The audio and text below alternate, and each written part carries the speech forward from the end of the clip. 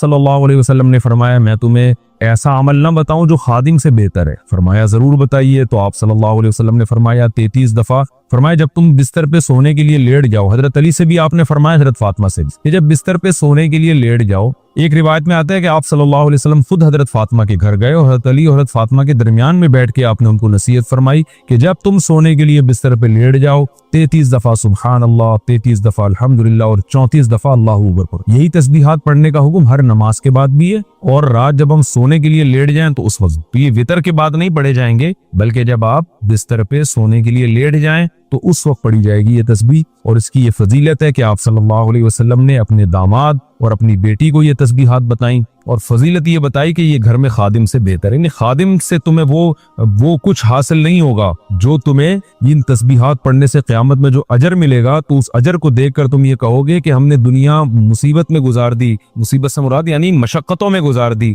तो जो अजर हमें मिल रहा है ये उस खादिम से करोड़ों गुना ज्यादा है। उस खादिम से हमें जो सहूलत मिलती उससे इतना मजा नहीं आएगा जितना उस अजर को देख के। नबी सल्लल्लाहु अलैहि वसल्लम ने फरमाया, सहीह बुखारी की आखिरी हदीस, कलिमतानी खफीफतानी अलल लिसानी सकीलतानी फिल मीज़ानी हबीबतानी इलर रहमान सुब्हानल्लाहि व बिहम्दिही सुब्हानल्लाहिल अज़ीम। दो कलिमात जबान पे बहुत हल्के, तराजू में बहुत भारी और रहमान को बहुत महबूब। एक सुबहान अल्लाही व बिहम्दी, दूसरा सुबहान अल्लाहिल अज़ीम। ये आपने अगर जवानी में अपने आप को जिक्र का आदी बना दिया, बुढ़ापा बड़ा अच्छा गुजरे। हमारी मस्जिद में एक बुजुर्ग हैं, पाबंदी से तरावी पढ़ते हैं। आज फजर में पता चला कि रोजाना 20 पारे तिलावत का मामूल। मेरा ख्याल है 70 साल उम्र तो होगी, 70 साल में रोजाना कितने पारे पढ़ रहे हैं? 20। क्या ये आदत इन्होंने बुढ़ापे में डाली है? बुढ़ापे में इतनी हिम्मत नहीं होती। ये आदत कब से पड़ी हुई होती है? जवानी में रोज 20 नहीं पढ़ते होंगे, 2 पढ़ते होंगे, 3 पढ़ते होंगे, लेकिन जैसे जैसे उम्र बढ़ रही है वो तादाद कम होने के बजाय वो शौक बढ़ता चला जा रहा है। ऐन मुमकिन है कुछ दिनों के बाद या चंद सालों के बाद सेहत इजाजत न दे, ऐन मुमकिन है, लेकिन शौक तिलावत का कम होने के बजाय बढ़ेगा। और अल्लाह अजर किस पे लिखेगा? शौक पे। हदीस में आता है किसी का कोई मामूल था, सेहत खराब होने की वजह से मामूल छूट गया, तो अल्लाह उसके अमाल में वो नेकी लिखते रहते हैं। जैसे किसी ने हमेशा रमजान में रोजे रखे हो, बुढ़ापा आ गया, शुगर बीमारियों की वजह से रोजा नहीं रख पा रहा, तो अब ये थोड़ी कि अल्लाह उसका अजर जाया करेंगे। अल्लाह कहेंगे तूने हमेशा रखे हैं, अब मजबूर है तो मैं तेरे अमाल में रोजे लिखता चला जाऊंगा। तो आज आपने अपने आप को, मेरे भाई, अल्लाह का थोड़ा थोड़ा अल्लाह का जिक्र की आदत डालो। मैं नहीं कह रहा आपसे ज्यादा नहीं होता तो वहशत ना थोड़ा कर लो। आज थोड़ा करोगे, कल इस थोड़े में ऐसी लज्जत होगी कि अल्लाह इस मिकदार को बढ़ा दे। हदीस में आता है सुबहान अल्लाहि वल्हम्दुलिल्लाहि वला इलाहा इल्लल्लाहु वल्लाहु अकबर, ये कलिमात अहब्बु इलल्लाहि मिम्मा तलअतिश शम्स औ कमा क़ाल सल्लल्लाहु अलैहि वसल्लम। सूरज जिन चीजों पे तुलू होता है, जाहिर है सूरज तो पूरी दुनिया पे तुलू होता है, उन तमाम चीजों में अल्लाह को सबसे ज्यादा महबूब ये कलिमात है। और देखो इसमें अल्लाह का कोई फायदा नहीं है, अल्लाह की आप हमदो सना करें, अल्लाह का कोई फायदा नहीं है। अल्लाह ये चाहते हैं मेरे बंदे अपनी जबान से मेरा नाम लिया करें। अल्लाह को इस बात की खुशी होती है। हमारे हजरत एक शेर पढ़ा करते थे, ये जो अहलुल्लाह होते हैं ना, इनको जिक्र की बड़ी आदत पड़ जाती है। बार बार अल्लाह का नाम लेते लेते ना, शुरू में तो इंसान को आदत नहीं होती, जब नाम लेता है बार बार जिक्र, तो फिर उसका टाइम अल्लाह के जिक्र के बगैर पास नहीं होता। फिर उसको एक कमी महसूस होती है। किसी को चाय की आदत पड़ जाए, चरस की आदत पड़ जाए, सिगरेट की आदत पड़ जाए, नहीं मिले तो तड़पता है ना। तो जिसको जिक्र की आदत पड़ती है ना, उसको जब जिक्र का टाइम ना मिले तो उसका दिल परेशान हो, उसको अल्लाह के नाम में एक चस्का आने लगता है। लेकिन ये पहले दिन नहीं होगा, आदत डालनी पड़ेगी।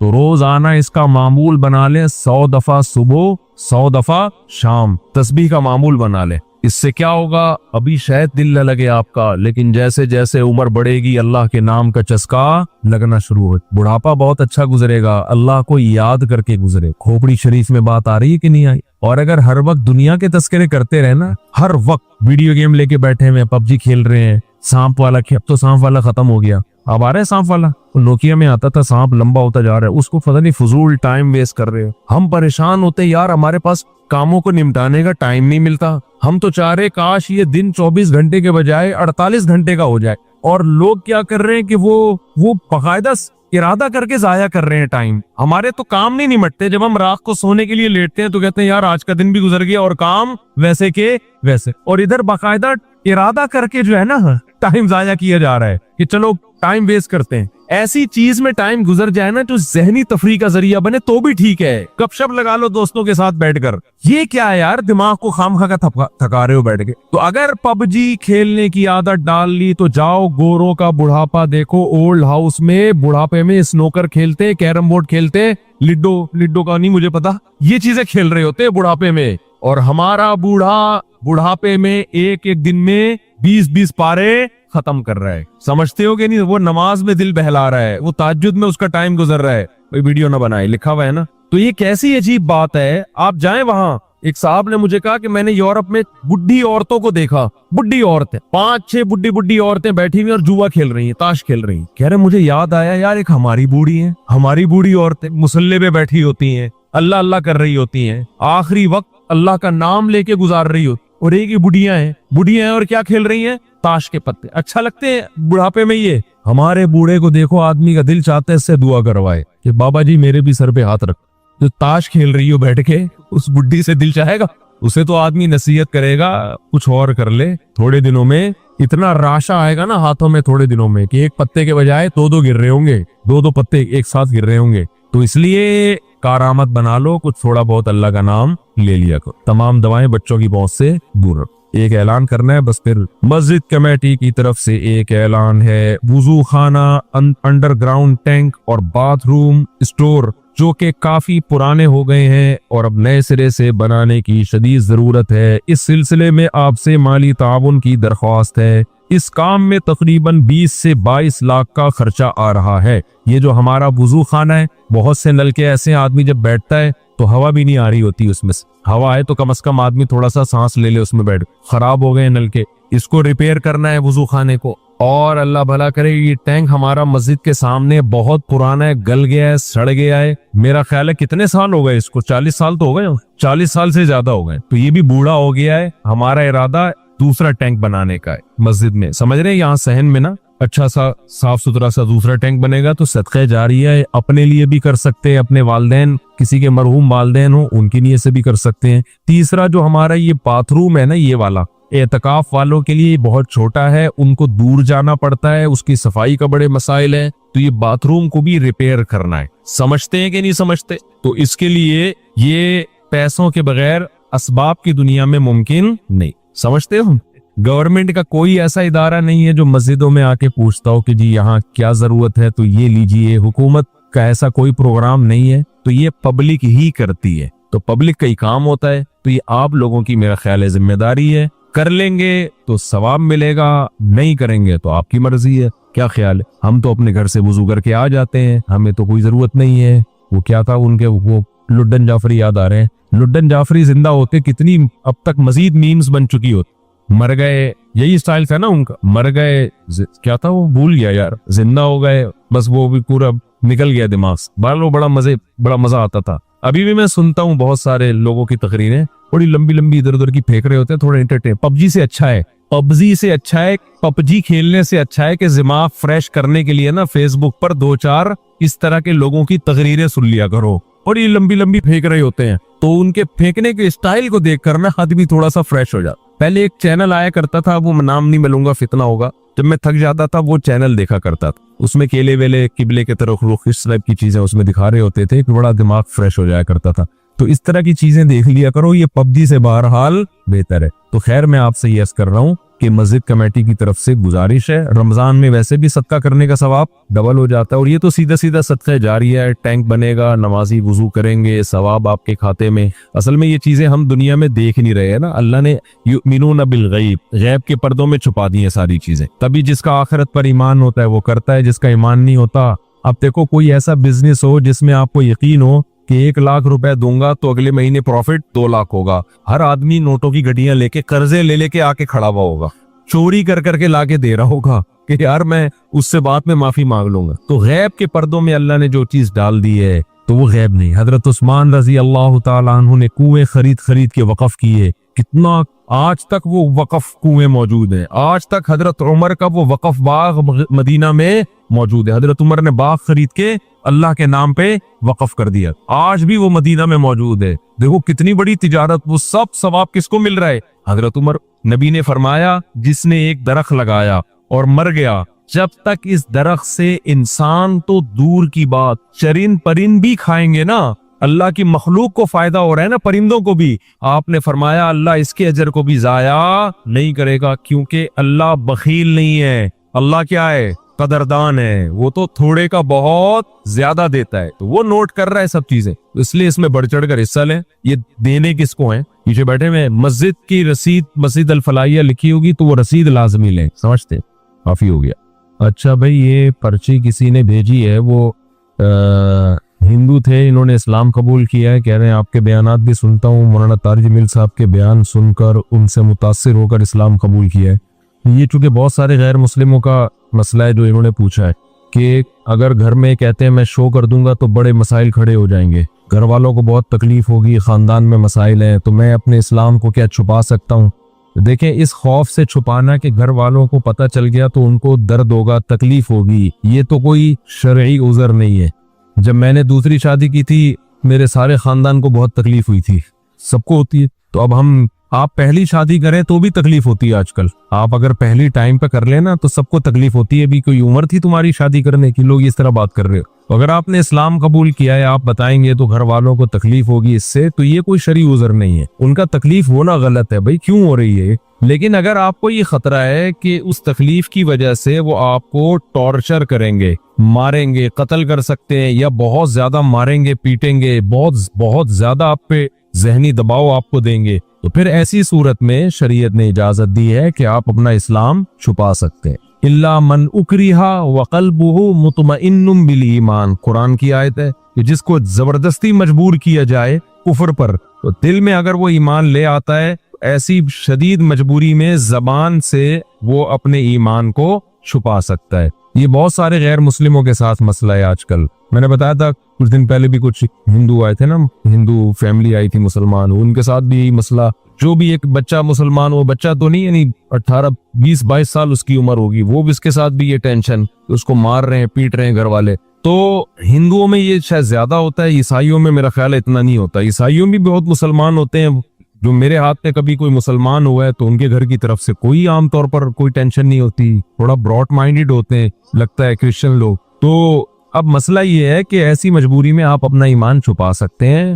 روزہ رکھ لیں، آپ روزے میں کہیں سفر پہ چلے جائیں یا کچھ ایسا تدبیر اختیار کر لیں. نماز بہرحال ہر صورت میں پڑھنی پڑے گی، چھپ کے پڑھ لیں. جیسے تیسے بہت سارے مواقع انسان کو چھپ کے پڑھنے کے ملتے ہیں نماز. تو اس طرح سے کچھ کر لیں گزارا. دعا کرتا ہوں اللہ آپ کو استقامت نصیب کرے. اور یہ کہتے ہیں وہ بڑے خوش قسمت لوگ ہیں جو مسلم گھرانے میں پیدا ہوئے ہیں. واقعی وہ بڑے خوش قسمت ہیں. ہمیں چونکہ قدر نہیں ہے، ہمارے ہاں تو نیکی نہ کرنا مشکل ہے، ہمیں تو اللہ نے نیکی پہ مجبور کر دیا ہے. تو جو روزہ کھائے گا وہ پٹے گا. صحیح ہے نا؟ رکھنا آسان ہے، کھانا مشکل ہو گیا. تو یہ اللہ کی نعمت ہے کہ ہم جیسے نالائقوں کے لیے اللہ نے آسان کر دیا. قربانی تو ان غیر مسلموں کی ہوتی ہے جو قربانی دے کر آتے ہیں، پورا خاندان بائیکاٹ کرتا ہے اور پھر بھی وہ اپنے دین اور مذہب پہ قائم رہتے ہیں. تو قدر کرنی چاہیے. مفتی صاحب، ہم نے ایک ہی میت کا جنازہ پڑھا اور دوسرے مقام پر اسی میت کا جنازہ ہم خود پڑھا سکتے ہیں، یعنی امامت کر سکتے ہیں؟ تفصیل سے بتائیں. ایک شخص ایک ہی میت کا جنازہ کئی دفعہ پڑھ سکتا ہے. ایک شخص ایک میت کا جنازہ بھی ایک دفعہ پڑھے گا اور میت کا جنازہ بھی ایک ہی دفعہ ہوگا، 2 دفعہ جائز نہیں ہے. جنازہ عبادت ہے. عبادتیں توقیفی ہوتی ہیں. توقیفی کا مطلب جیسے نبی سے منقول ہے ایسے ہی کرنا پڑے گا. ہمارے نبی سے کبھی کسی کے 2 دفعہ جنازہ منقول نہیں ہے. سمجھتے ہیں؟ تو اس لیے یہ جو آج کل میتوں کے ڈبل جنازے ہو رہے ہیں، ایک شہر میں اور ایک اپنے گاؤں میں، یہ غلط طریقہ ہے، ناجائز ہے. اس کو چھوڑ دینا چاہیے. ایک صورت میں 2 دفعہ جنازے کی اجازت ہے کہ میت کا جو والی وارث تھا اس کی پرمیشن کے بغیر کسی نے پڑھا دیا. جیسے میت کا بیٹا ہے، وہ کہہ رہے ٹھہرو میں آ رہا ہوں، اور آپ نے پڑھا دیا، پھر اس کو یہ رائٹ ہے کہ وہ جنازہ ریپیٹ کروا سکتا ہے. لیکن اگر اس نے پرمیشن دے دی ہے، اس کو پتا ہے کہ شہر میں جنازہ ہو رہا ہے،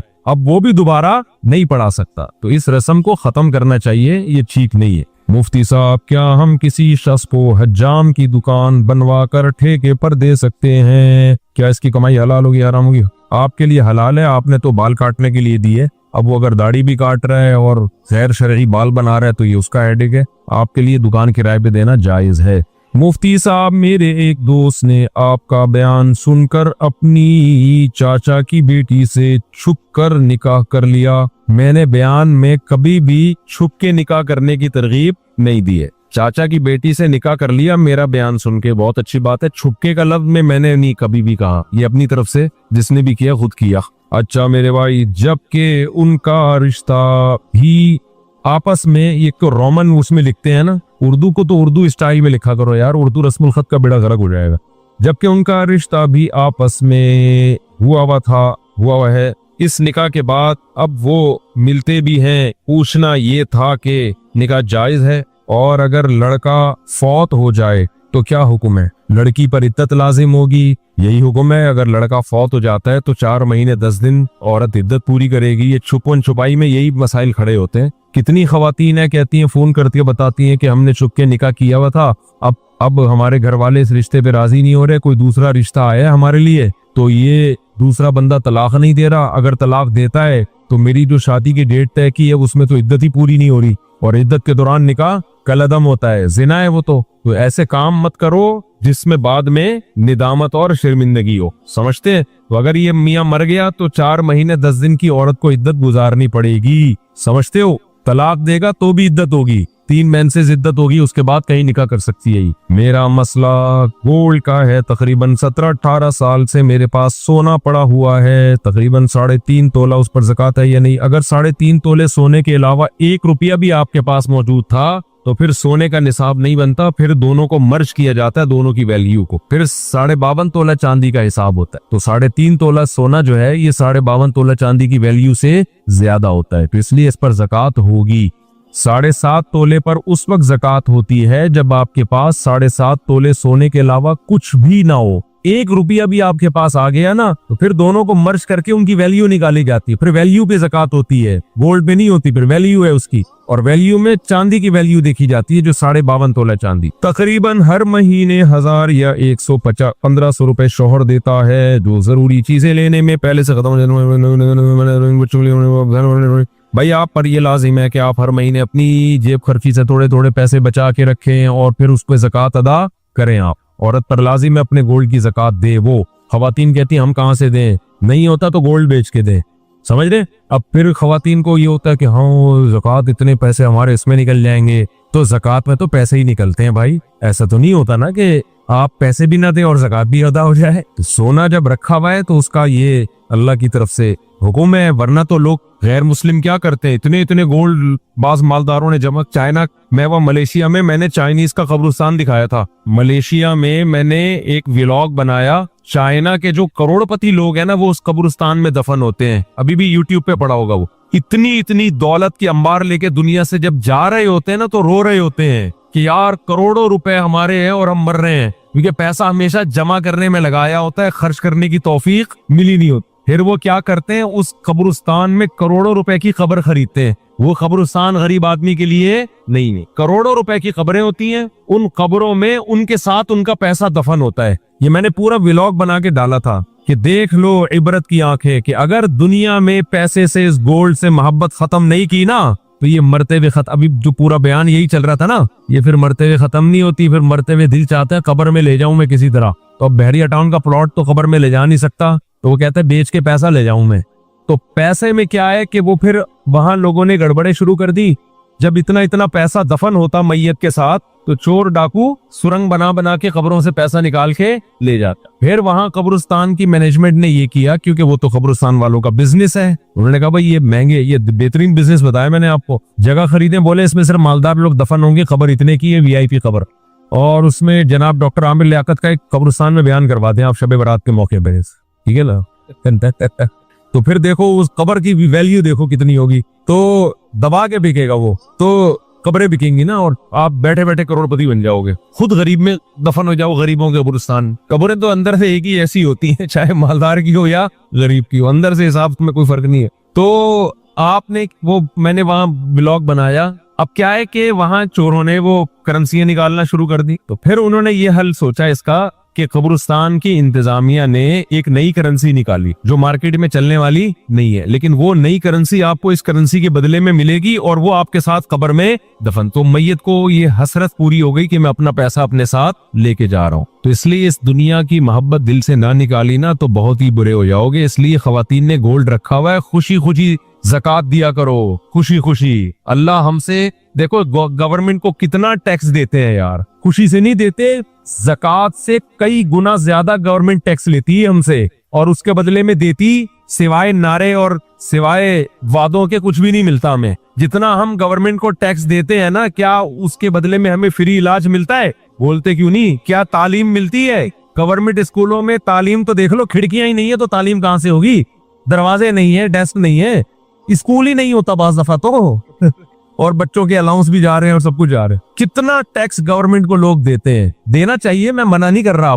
اللہ آپ سے صرف 2.5% مانگ رہا ہے اور دے اس کے بدلے میں بارشیں بھی وہ برسا رہا ہے, گندم بھی وہ پیدا کر رہا ہے, خربوزے بھی وہ پیدا کر رہا ہے, پکوڑے بھی وہ کھلا رہا ہے, ملائی اور پراٹھے بھی وہی کھلا رہا ہے, دودھ بھی وہ پلا رہا ہے, اتنا دے رہا ہے کہ میں تو کہتا ہوں اللہ اگر تو ہم سے کہتا کہ 2.5% رکھو اور 97.5% دے دو تو بھی کم تھا. سارا تیرا ہی تو دیا ہوا ہے, خوشی خوشی دیا کرو بھائی زکات. ہمارے شیخ حضرت مفتی رشید احمد صاحب رحمہ اللہ کو ایک دفعہ خیال آیا کہ اپنا سارا پیسہ صدقہ کر دیں, بس صرف تھوڑے سے اتنے پیسے رکھیں جو مہینے میں کھانے پینے کے لیے, گیس بجلی کے بل کے لیے چاہیے, باقی سارا صدقہ. پھر حضرت فرماتے ہیں میں نے سوچا اگر سارا صدقہ کر دوں گا غریب ہو جاؤں گا, پھر زکات تو مجھ پہ فرض ہوگی نہیں, زکات ادا کرنے کا مزہ پھر آئے گا ہی. اتنا رکھو کہ زکات فرض ہو اور زکات ادا کرے, اس کا اپنا مزہ ہے. زکات کا فطرانہ الگ چیز ہے, قربانی کا الگ مزہ ہے, یہ الگ الگ عبادتیں ہیں نا.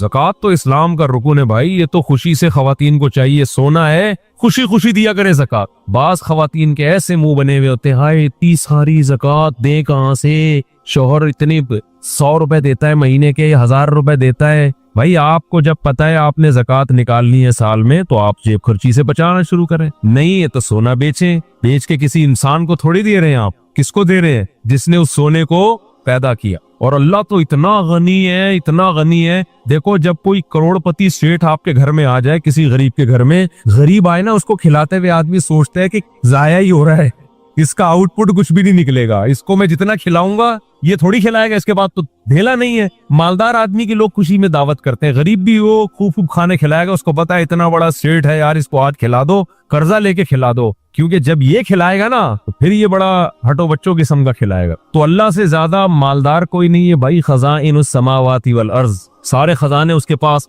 اور اللہ سے بڑا دل بھی کسی کا نہیں ہے. تو اللہ کہہ رہا ہے 2.5% دے دو, 2.5 کے بجائے 5% دے دو بھائی, 10% دے دو. اللہ لے رہا ہے, اللہ, اس کو ضرورت بھی نہیں ہے. فقہا نے لکھا ہے, کتنی خوبصورت بات, ہم جب اصول فقہ پڑھتے ہیں نا اس میں فقہا نے لکھا ہے کہ زکوٰۃ اصل میں جب آپ غریب کو دیتے ہیں تو یہ غریب کو نہیں, یہ کس کو دے رہے ہیں؟ اللہ کو. غریب اللہ کی طرف سے وکیل بن کے قبضہ کرتا ہے. نہیں ہے بات سمجھ؟ آپ نے پیسے دینے ہیں, کسی کو پیسے دینے ہیں نا, مدد کرنا چاہ رہے ہیں, تو وہ اپنا نمائندہ بھیجتا ہے, یار میں بندہ بائک پہ بھیج رہا ہوں, اس کو پکڑا دے. تو آپ اس بندے کو پکڑا دیتے ہو نا, اور فون کر کے بتاتے ہو بھائی میں نے تیرے بندے کو پیسے دے دیے, اب میں بری ذمہ ہو گیا ہوں, تو جان تیرا بندہ جان. تو دیے اصل میں بندے کو نہیں ہوتے, دیے کس کو ہوتے ہیں؟ اس آدمی کو. اس بندے کو تو آپ جانتے بھی نہیں, لیکن آپ اس کو اس لیے دے رہے ہو کہ اس نے اس بندے کو اپنا نمائندہ. ارے جب آپ پیزا منگواتے ہو تو بائک والے کو پیسے دیتے ہو نا, بائکیا والے کو, تو کیا بائکیا والے نے پیزا دیا ہے؟ وہ اس سے پیزا خریدا ہے آپ نے, اس کے پیزے کا بزنس ہوتا تو بائک کیوں چلا رہا ہوتا وہ بھائی. تو اصل میں تو پیزا کمپنی کو پیسے دے رہے ہو آپ, لیکن پیزا کمپنی نے کہا ہے کہ یہاں رش لگانے کی ضرورت نہیں ہے, بائکیا والے کو پکڑا دو, وہ ہمیں دے دے گا. تو آپ بائکیا والے کو جانتے بھی نہیں ہو جو پیزا لے کر آیا. آپ کہہ رہے بھائی تیرا میرا کوئی, مجھے کمپنی نے بولا اس کو دے دو تو میں تجھے دے رہا ہوں, ورنہ میں تجھے کہ جانتا بھی نہیں. زکات میں یہی فلسفہ ہے, ہم نہ غریب کو جانتے ہیں نہ ہماری غریب سے کوئی سلام دعا. اللہ نے کہا مجھے دو, من ذا الذی یقرض اللہ, کون ہے جو مجھے قرضہ دے گا. اور اللہ اس کو قرضہ کہہ رہے, قرضہ, لون چاہیے, لون. ارے کوئی محلے کا سیٹھ یا ناظم آ کے آپ سے لون مانگے, آپ کا سر پوری دکان آپ کی خدمت میں حاضر ہے, نہیں आ रही समझ में तो रहने दो भाई। आपको पता है यार, सेठ आदमी लोन ले रहा है, ये तो भागेगा भी नहीं, इसके लिए इनकी क्या वैल्यू है, बढ़ चढ़ के दोगे। बाज दफा सेठ घर में पटवा भूल के आ जाता है, पेट्रोल पंप पे कोई आदमी गया लैंड क्रूजर लेके पेट्रोल डलवा रहा है, रक्शे वाला जाएगा ना, रक्शे वाला पेट्रोल पंप वाला फ्री में नहीं देगा, उसको पता है अगर फ्री में डाल दिया ना ये वापस पैसे कभी भी नहीं देगा, ये भाग जाएगा। लेकिन अगर कोई इलाके का नाज़िम कोई लैंड क्रूजर में जा रहा है, कोई जनाब कोई बड़ी गाड़ी में जा रहा है, जेब में पैसे भूल गया, पेट्रोल पंप वाला कहेगा सर आप कोई पैसों की फिक्र ना करें, उसको पता है ये इतना मालदार आदमी ये पैसे लेके कहाँ भागेगा, बल्कि इससे मेरे ताल्लुकात और अच्छे हो जाएंगे, यही होगा ना, और अच्छे ताल्लुकात हो जाएंगे। तो अल्लाह भाई हमारे पैसे लेके भागेगा भी नहीं, माज़अल्लाह, नकले कुफर न बाशा, और अल्लाह को हमारे पैसों की जरूरत भी बिल्कुल भी नहीं। तो अल्लाह ने कहा कि मुझे कौन है जो कर्जा देगा, और अल्लाह ने बता दिया मैं बढ़ा के वापस करूंगा ये कर्जा मैं बढ़ा के। सूदी लेन देन अल्लाह से जायज है, अल्लाह ने अपने और बंदों के लिए सूद को हलाल रखा हुआ है, आपस में सूद को क्या कर दिया है, हराम। अल्लाह ने कहा मेरे से, और बढ़ाऊंगा भी, थोड़ा सूद नहीं लगाऊंगा, बढ़ाता चला जाऊंगा उसको मैं। तो इसमें तो इंसान को चाहिए दिल खोल के दे। अल्लाह ने कहा अब अर्श पर मेरे पास आके मुझे पैसा पकड़ाने की जरूरत नहीं है, गली मोहल्ले में तुम्हें कुछ नजर आ जाएंगे गरीब लोग, फिलहाल उनको पकड़ा दो। तो ये असल में गरीब आदमी कब्जा करता है किसकी तरफ से, अल्लाह की तरफ से। तभी तो कुरान कहता है कि हमारे नेक बंदे जब गरीबों को खिलाते हैं तो उनसे कहते हैं ला नुरीदु मिनकुम जज़ाअन वला शुकुरा, हमें तुमसे शुक्रिया नहीं चाहिए क्योंकि हम तुम्हें नहीं खिला रहे, असल में तो हम किसको दे रहे हैं, अल्लाह को दे रहे हैं। हमारा अल्लाह का लेंगे, तुम तो दरमियान में है ना एक वकील बन के आ गए हो, तुम तो वकील बन के आ गए हो। पिज्जा वाले को आपने पैसे पकड़ा दिए, बाइकिया वाले को, अब आप कह रहे हैं पिज्जा ऐसा था वैसा, वो कह रहा है मुझे क्या पता कैसा था, भाई तू कंपनी में जाके कंप्लेन कर, मैंने तो उनका पिज्जा तुम तक पहुंचाया है, तुम्हारे पैसे वहां तक पहुंचे। तो गरीब भी यही कहेगा, अहले ईमान जब गरीब को खिलाते हैं कहते हैं हमारा तुम्हारा क्या, हम तो अल्लाह के लिए तुम्हें खिला रहे हैं, भाई अल्लाह आखिरत की सख्ती हमसे दूर करेगा। तो इसलिए खवातीन को भी चाहिए खुश दिली के साथ ज़कात दिया करें, क्योंकि खवातीन को भी जन्नत में जाना है, ठीक है ना। ये जन्नत अल्लाह ने सिर्फ आदमियों के लिए नहीं बनाई है, और हदीस में आता है इत्तकुन्नारा वलौ बिशिक्कि तमरा, औरतों को खास अल्लाह ने खिताब किया कि जहन्नम की आग से बचो, अगरचे आधी खजूर सदका करके, तो सदका किया करे, कुछ नहीं है तो आधी खजूर सदका कर दिया करे, तो खुश दिली के साथ ज़कात दिया करो भाई, वरना वही हो जाएगा इतना जमा कर करके फिर एक दिन दिल चाहेगा कि यार ये सारा माल लेके मैं कब्र में किस तरह से उतर जाऊं। नमाज की हर रकत में सूरह इखलास पढ़ना, फर्ज नमाज में हर रकत में सूरह इखलास पढ़ सकते हैं, खलीफा शाह न्यूयॉर्क से पढ़ सकते हैं, नमाज हो जाएगी। हदीस में आता है एक सहाबी नमाज में बार बार सूरह इखलास पढ़ते थे, आपने उनको बुला के पूछा, उन्होंने कहा मुझे इससे मोहब्बत है, तो आपने उनको जन्नत की बशारत दी। तो अगर किसी को अकीदा तौहीद से मोहब्बत है, अल्लाह ताला की तौहीद है इसमें, इस नीयत से पढ़ता है तो इंशाल्लाह कोई हरज नहीं है, लेकिन नॉर्मली ये अमल नापसंदीदा है। साहबा ने शिकायत भी इसी वजह से की थी ना कि नबी का आम मामूल ये नहीं था, तो बेहतर यही है कि एक रकत में कोई सूरत पढ़ें, दूसरी में दूसरी पढ़ें, तीसरी में तीसरी सुन्नतें पढ़ रहे हैं तो तीसरी में कोई और सूरत, बेहतर यही है। कभी कभार अगर हो जाए तो कोई हरज नहीं है। असर से पहले नफिल नमाज का हुक्म, आयशा साहिबा न्यूयॉर्क से पूछती हैं, असर से पहले नफिल नमाज पढ़ सकते हैं? पहले जितनी चाहें पढ़े, बाद में नहीं पढ़ सकते। असर की नमाज के बाद नफिल पढ़ना जायज़ नहीं है। हाँ, क़ज़ाए उम्री पढ़ सकते हैं, या कोई और क़ज़ा नमाज हो जाए तो वो पढ़ सकते हैं, लेकिन नवाफिल असर के बाद नहीं पढ़ सकते, पहले जितने चाहें पढ़ें। नमाज में आंख बंद करना जायज़ है? क्या नमाज में आंख बंद कर सकते हैं, और कितनी देर तक? आबिद खान, सऊदी अरब से। नमाज में आंख बंद करना मकरूह है, नापसंदीदा है, क्योंकि नबी सल्लल्लाहु अलैहि वसल्लम हमेशा आंखें खोल के नमाज पढ़ते थे, तो इसलिए बेहतर यही है कि नमाज में आंख खोल के नमाज पढ़ें आप। अंधेरे में नमाज पढ़ने का हुक्म, अंधेरे में नमाज पढ़ना ममनू है या नहीं? उस्मान गनी आइलैंड से। कोई ममनू नहीं है, पढ़ सकते हैं। अब्दुल रशीद साहब राजस्थान इंडिया से पूछते हैं, क्या नमाज में बिस्मिल्लाह पढ़ना वाजिब है? क्या बिस्मिल्लाहिर्रहमानिर्रहीम नमाज की पहली रकत में पढ़ी जाएगी या हर रकत में पढ़ना वो लाजिम है? भाई लाजिम किसी रकत में भी नहीं है, सुन्नत है, बेहतर है। जब पहली रकत में आप अल्लाहु अकबर कह के नियत बांधते हैं तो सना पढ़ें, सना के बाद आऊज़ु बिल्लाहि मिनश्शैतानिर्रजीम, फिर बिस्मिल्लाहिर्रहमानिर्रहीम, फिर सूरह फातिहा पढ़ें। सूरह फातिहा के बाद अगर आप दरमियान से कहीं से तिलावत कर रहे हैं सूरत के, तो फिर बिस्मिल्लाह ना पढ़ें। अगर सूरत के शुरू से तिलावत कर रहे हैं तो फिर बिस्मिल्लाहिर्रहमानिर्रहीम दोबारा पढ़ें, اور جیسے الم تر کیف فعل ربک پڑھ لی یا قل هو اللہ پڑھ لی، تو سورت شروع کرنے سے پہلے بسم اللہ پڑھیں آپ، سنت ہے۔ پھر جب دوسری رکعت کے لیے آپ کھڑے ہوں گے تو پھر سورہ فاتحہ سے پہلے بسم اللہ، اور پھر جب سورہ فاتحہ پڑھ کے نئی سورت شروع کریں گے تو بسم اللہ۔ اگر سورت شروع نہیں کرتے، قرآن کے درمیان سے پڑھتے ہیں تو پھر بسم اللہ نہ پڑھیں، کیونکہ بسم اللہ سورت شروع کرنے سے پہلے پڑھنا سنت ہے۔ تو چاہے سورہ فاتحہ ہو یا کوئی نئی سورت ہو، اس سے پہلے بسم اللہ عام حالات میں بھی پڑھنی چاہیے اور نماز میں بھی۔ ہاں، سورہ توبہ جب آپ پڑھیں گے تو پھر اس سے پہلے بسم اللہ الرحمن الرحیم نہ پڑھیں آپ، لیکن یہ واجب نہیں ہے، میں نے بتایا سنت ہے، چھوٹ جائے تو کوئی گناہ نہیں ہے۔ کیا عشاء کے صرف 4 فرض پڑھ سکتے ہیں؟ اگر کوئی عشاء کی نماز لمبی ہونے کی وجہ سے چھوڑ دیتا ہے تو اگر وہ صرف 4 فرض پڑھ لے تو کیا اس کی عشاء کی نماز ہو جائے گی؟ اسی طرح اگر عصر کی بھی صرف 4 رکعت فرض پڑھ لے تو کیا اس کی نماز ہو جائے گی؟ کوئی گناہ تو نہیں ہوگا؟ حنا صاحبہ بہاولپور سے۔ جی حنا صاحبہ، بالکل فرض نماز ہو جائے گی۔ 17 رکعتیں سوچ کے نماز ہی چھوڑ دینا عشاء کی، یہ تو بہت بڑا ظلم ہے۔ تو 4 فرض یہ بہت زیادہ ضروری ہیں۔ اگر کوئی سنتیں نہیں پڑھ رہا، صرف 4 فرض پڑھ لیتا ہے تو فرض تو ذمے سے ساقط ہو گئے نا، ورنہ فرض چھوڑنا تو کبیرہ بہت بڑا گناہ ہے اسلام میں۔ تو کسی بھی طرح ہو فرض بہرحال پڑھیں۔ باقی عشاء کے بعد 2 سنتیں مؤکدہ ہیں تو وہ بھی پڑھ لے، کیا جا رہا ہے اس میں، وہ بھی مؤکدہ ہیں۔ کبھی کبھار چھوڑ دیں تو کوئی حرج نہیں ہے، لیکن چھوڑنے کا معمول بنا لینا اس میں گناہ کا خطرہ ہے، ایسا شخص قابل ملامت ہے، نبی کی شفاعت سے محروم ہونے کا خطرہ ہے۔ تو اس لیے 2 سنتوں کو کا بھی معمول بنانا چاہیے، کبھی کبھار چھوٹ جائے تو کوئی حرج نہیں ہے، لیکن بہرحال ان 2 سنتوں میں اور 4 فرض میں زمین آسمان کا فرق ہے۔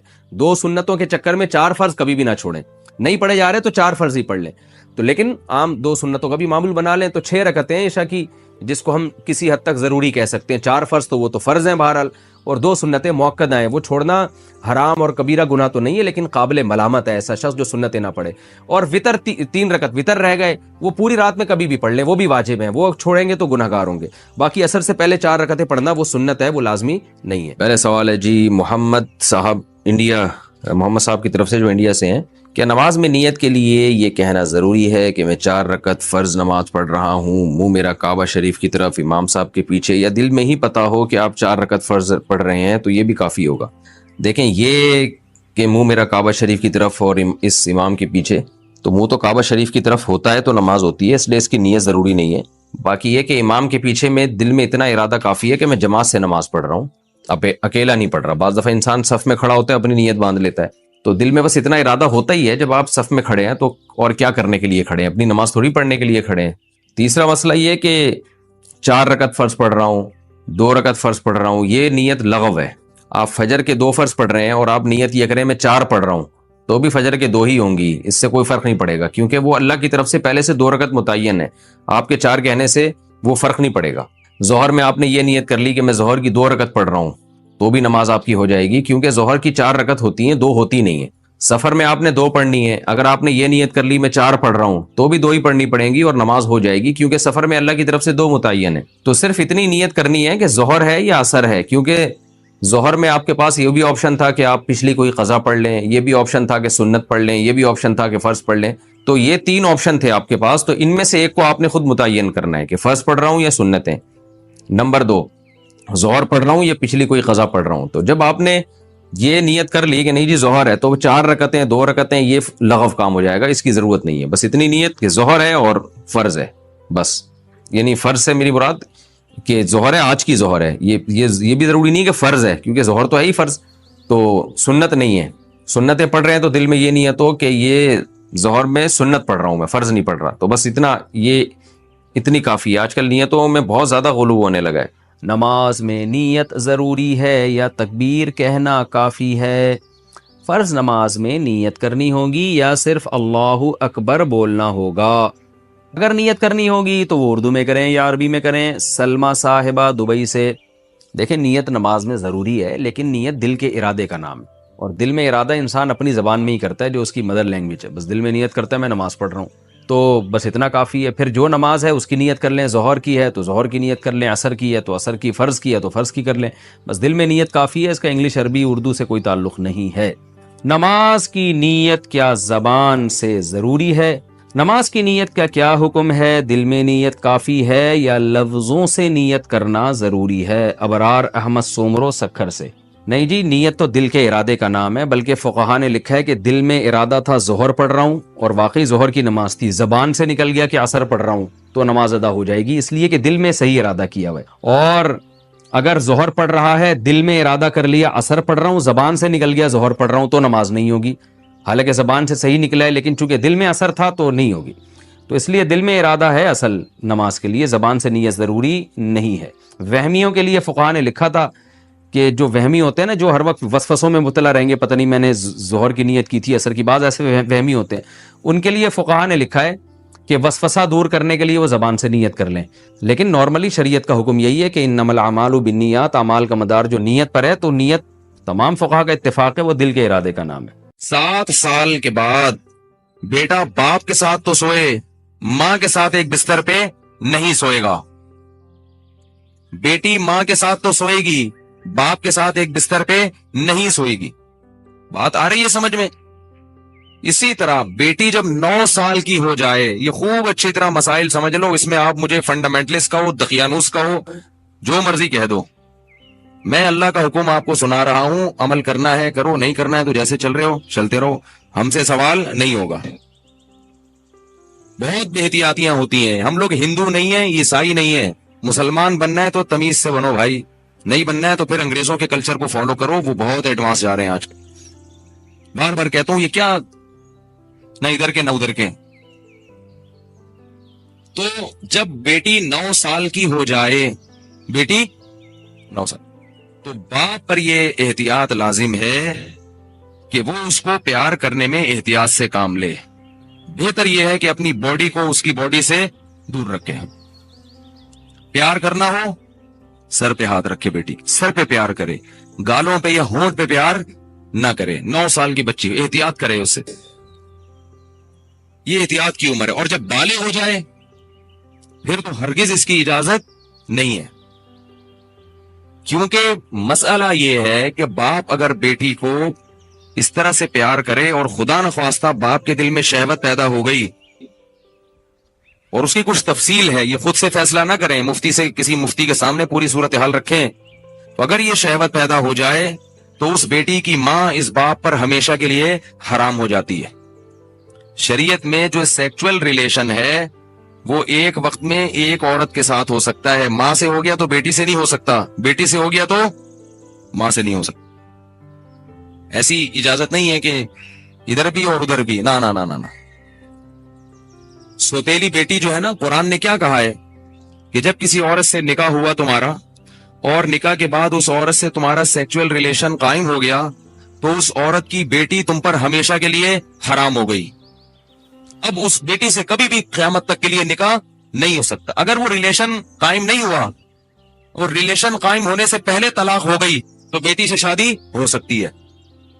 قرآن کی اس آیت سے فقہا نے، امام ابو حنیفہ نے اور ان کے شاگردوں نے اور بہت سارے تابعین نے استدلال کیا ہے کہ اسلام میں ایک وقت میں جس عورت سے ریلیشن ہوا، اس کی ماں سے، اس کی بیٹی سے ریلیشن نہیں ہو سکتا. نہ حلال، اور حرام تو ویسے ہی حرام ہے، حلال ریلیشن بھی نہیں اب ہو سکتا. کسی عورت سے جب ریلیشن ہو گیا تو بیٹی سے اب حلال شادی بھی نہیں ہو سکتی، قرآن نے منع کر دیا.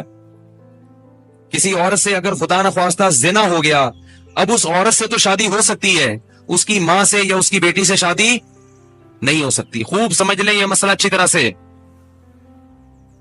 اسی طرح یاد رکھو کہ اگر داماد نے خدا نخواستہ بہو کے سسر کے ساس کے ساتھ، داماد اور ساس میں کوئی ریلیشن ہوا سیکچول، کس میں؟ داماد میں اور ساس میں، تو یہ جو ساس کی بیٹی ہے یہ اس پر ہمیشہ کے لیے حرام ہو جائے گی. اسی طرح بہو میں اور سسر میں ہو گیا تو یہ بہو اپنے شوہر پہ ہمیشہ کے لیے حرام ہو جائے گی. بات آ رہی ہے سمجھ میں؟ اگر کہیں ایسا ہوا ہو تو خود سے فتویٰ نہ دے دیں، کسی مفتی کے سامنے باقاعدہ رکھیں. بعض لوگ خود مفتی بنتے ہیں، اس میں کچھ ڈیٹیل ہے مزید، وہ میں ڈیٹیل اگر بتاؤں گا تو بہت لمبی بات ہو جائے گی. تو کسی کے ساتھ ایسا خدا نخواستہ ہوا ہو تو خود سے فیصلہ نہ کرے، کسی مفتی کے سامنے پوری، اس میں کچھ شرطیں ہیں. تو میں ڈیٹیل میں نہیں جا رہا، میں صرف آپ کو مسئلے کی حساسیت بتا رہا ہوں کہ احتیاط، بولو بھائی، ضروری ہے. کن رشتوں سے احتیاط ضروری؟ سگی بیٹی سے احتیاط ضروری، بیٹے کا اپنی ماں سے احتیاط ضروری، ساس سے احتیاط ضروری، داماد سے احتیاط ضروری. یہ وہ رشتے ہیں. سوتیلی بیٹی سے احتیاط ضروری کسی عورت سے آپ نے شادی کی, اس کی بیٹی آپ کی محرم ہے, لیکن اگر اس سوتیلی بیٹی سے سیکچوئل ریلیشن ہو گیا تو وہ بیٹی تو حرام تھی, اس کی ماں بھی ہمیشہ کے لیے حرام ہو گئی. ایسے واقعات آتے ہیں. کسی خاتون سے نکاح کیا, اس کی بیٹی بھی ہے, اب بیٹی سے سر کی مالش کروا رہے ہیں, بیٹی سے پاؤں دبوا رہے ہیں. یہ کیا بے شرمی ہے بھائی؟ جوان بیٹی سے جو ہے نا وہ پاؤں دبوا رہے ہیں, سر کی مالش کروا رہے ہیں. اور بہت سارے ایسے واقعات آتے ہیں, فون آتے ہیں کہ جی جوان بیٹی تھی, اس سے ایسے میں کر رہا تھا تو مجھے شہوت پیدا ہو گئی, میں کیا کروں؟ یہ کیا کریں بھائی, آپ کی بیوی حرام ہو گئی, اور کیا کرو؟ حضرت یہ کیا, مجھے تو پتہ ہی نہیں تھا. شریعت کے علم, مسئلے کا علم نہ ہونا, اس سے یہ تھوڑی کہ شریعت ہی بدل جائے گی. آپ گئے پاکستان آئے, آپ کو نہیں پتا کہ لال بتی پہ گاڑی روکنی ہے اور ہری پہ چلانی ہے, آپ کو پتہ نہیں تھا. لال بتی پہ آپ سگنل توڑ کے آگے چلے گئے, پولیس والے نے روکا تو آپ کہہ رہے مجھے تو پتہ ہی نہیں تھا کہ لال پہ روکتے ہیں. چھوڑ دے گا آپ کو وہ؟ تو اسی طرح اللہ بھی نہیں چھوڑتے کہ پتہ ہی کوئی نہیں, آپ کو پتہ ہی نہیں تھا آپ کو.